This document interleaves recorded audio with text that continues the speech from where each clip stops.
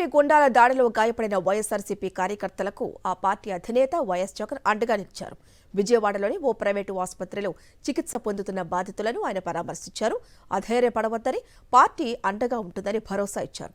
దాడులకు తెగబడుతున్న పచ్చ బ్యాచ్ పద్ధతులు మార్చుకోవాలంటూ మరోసారి హెచ్చరించారు. అధికారం ఉందని టీడీపీ గుండాలు ఉన్మాదంతో మరింతగా రెచ్చిపోతున్నారు.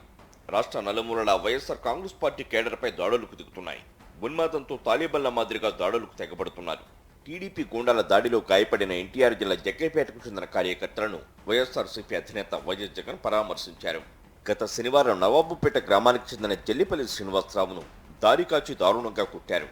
అదే సమయంలో అడ్డుకోపోయిన గోపి రామకృష్ణ అనే మరో ఇద్దరు వైఎస్ఆర్సీపీ కార్యకర్తలను కూడా తీవ్రంగా కొట్టారు.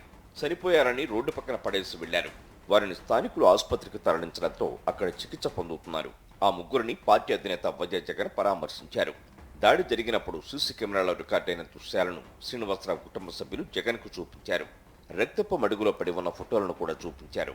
వాటిని చూసి చెరించిపోయిన జగన్ అధైర్యపడొద్దని ఓదార్చారు. పార్టీ తరపున అండగా ఉంటానని చెప్పి బాధిత కుటుంబాలకు భరోసా కల్పించారు. ఈ క్రమంలో సీఎం చంద్రబాబుకు గట్టి వార్నింగ్ ఇచ్చారు. పద్ధతులు మార్చుకోవాలన్నారు. ఇలాంటి పరిస్థితి కొనసాగితే తాము అధికారంలోకి వచ్చినప్పుడు తమ కార్యకర్తలను ఆపలేని పరిస్థితి వస్తుందని హెచ్చరించారు. మా ప్రభుత్వం వచ్చినప్పుడు కార్యకర్తలు నేను వద్దు వద్దు అని చెప్పినా కూడా వినకుండా ఆ కార్యకర్తలు చంద్రబాబు నాయుడు గారి తెలుగుదేశం పార్టీ వాళ్ళందరికీ కూడా బుద్ధి చెప్పే పరిస్థితి కూడా చంద్రబాబు నాయుడు గారు బీజం వేస్తూ ఉన్నారు. ఈరోజు దయచేసి నేను చంద్రబాబు నాయుడు గారికి చెప్తా ఉన్నా, ఈ తప్పుడు సాంప్రదాయాలను ఇంతటితో ఆపండి. ఈ తప్పుడు సాంప్రదాయాలు పెద్దయ్యాయి, వృక్షాలైనాయి అనంటే ఆ తర్వాత ఆపడం ఎవరి చేత కాకుండా పోతుంది. మరోవైపు వైఎస్ జగన్ వచ్చి పరామర్శించడంపై బాధిత వైఎస్ఆర్సీపీ కార్యకర్తలు హర్షం వ్యక్తం చేశారు. తమపై దాడి జరిగిన తీరును జగన్ దృష్టికి తీసుకువెళ్లామని శ్రీనివాసరావు, గోపి రామకృష్ణ చెప్పారు.